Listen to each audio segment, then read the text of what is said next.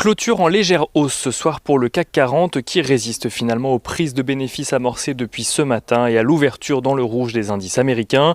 L'indice parisien gagne ce soir 0,21% à 5483 points. Le CAC 40 marque tout de même une pause après les envolées commencées en début de semaine dernière alors que 2 vaccins sont à présent en phase finale de développement aux États-Unis. Dernier en date, celui de Moderna qui redonne encore plus d'espoir aux investisseurs affichant une efficacité de 94,5%. mais étant surtout moins contraignant que celui de Pfizer en matière de conservation. Là où le vaccin développé par Pfizer et BioNTech nécessite une conservation à moins 70 degrés, celui de Moderna peut être conservé dans un simple réfrigérateur pour une durée de 1 mois et nécessite une température de moins 20 degrés pour être conservé sur une durée de 6 mois. Passé l'effet d'annonce, aujourd'hui les marchés ont toujours en tête le contexte d'évolution de l'épidémie à travers le monde. Si les vaccins représentent des bonnes nouvelles, les investisseurs ont à présent en tête les prochaines étapes, à savoir l'autorisation par la FDA, suivie de la distribution de ceux-ci et la reprise progressive de l'activité économique normale. À noter que les investisseurs européens ont également en tête la prise de parole du PDG de Moderna qui regrettait que l'Union européenne n'ait pas financé le vaccin ni encore passé commande, retardant de potentielles livraisons par rapport aux pays ayant passé commande il y a déjà plusieurs mois. Sur le front de l'épidémie, le nombre d'infections dépasse à présent les 55 millions de cas dans le monde depuis le début de celle-ci. Les mesures de restriction sont d'ailleurs renforcées dans plusieurs États aux États-Unis à l'approche de Thanksgiving, alors qu'en France, plusieurs voix s'élèvent jusqu'au sein du gouvernement pour la réouverture des commerces à l'approche des fêtes de fin d'année.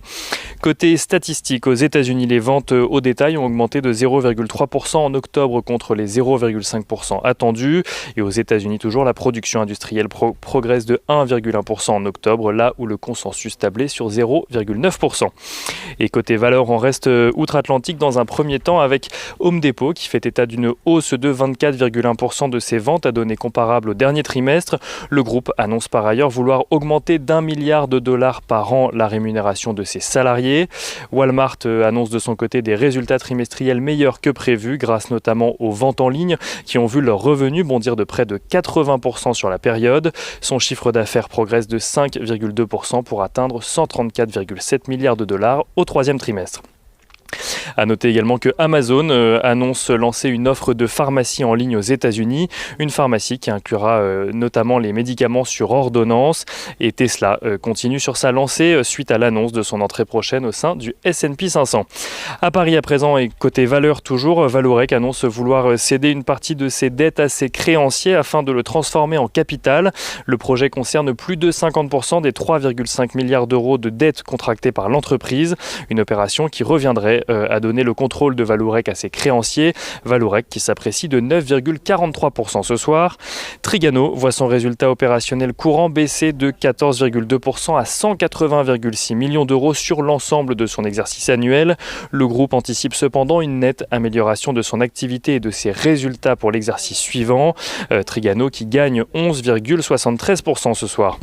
Et Iliad confirme de son côté ses objectifs pour 2020 ainsi que ceux de son plan stratégique jusqu'en 2024 suite à l'annonce d'une croissance solide de son chiffre d'affaires au troisième trimestre. Iliad qui cède ce soir 1,56%.